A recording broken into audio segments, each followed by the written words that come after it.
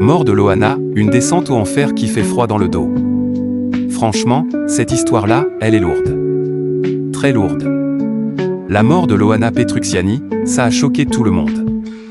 Une icône de la télé, retrouvée seule chez elle à Nice, et apparemment morte depuis plusieurs jours avant qu'on la découvre. Rien que ça te glace direct. Et derrière, il y a eu des révélations qui font encore plus mal. Sur le plateau de TBT9, le 25 mars, Mathieu Delormeau a balancé des infos sur son quotidien, et franchement, c'est pas joli. Déjà, faut savoir que Cyril Hanouna et son équipe ont parlé de Loana avec beaucoup d'émotion. Mais Delormeau, lui, il a raconté les coulisses, la vraie vie, pas le show. Et là, on comprend que ça partait en vrille depuis longtemps. Il explique qu'il l'a connue environ 10 ans après Loft Story. À ce moment-là, Loana était déjà dans un mood compliqué, beaucoup d'alcool, des histoires de drogue, bref, elle était déjà en galère. Il l'avait fait venir dans Les Anges pour relancer un peu sa carrière, mais en vrai, c'était mission impossible. Et là, accroche-toi. Delormeau raconte que sur les tournages, c'était carrément chaotique. Genre, il y avait un assistant spécialement pour elle. Le gars devait aller chez elle tous les matins, vers 11h, avec les clés. Et c'est lui qui la réveillait, qui la secouait, qui la préparait, même nettoyait chez elle quand c'était sale.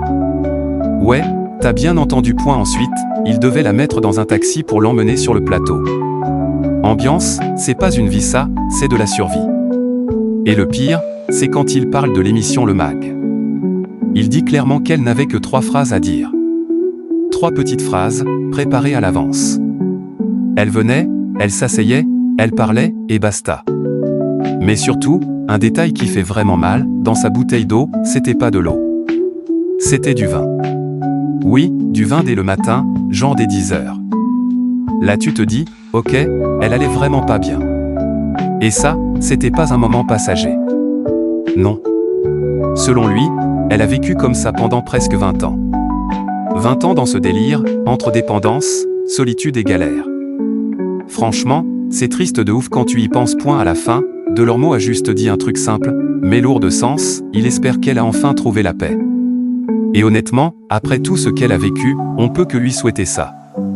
Parce que derrière la star, les paillettes et la télé, il y avait surtout une femme qui souffrait. Et ça, beaucoup l'avaient oublié.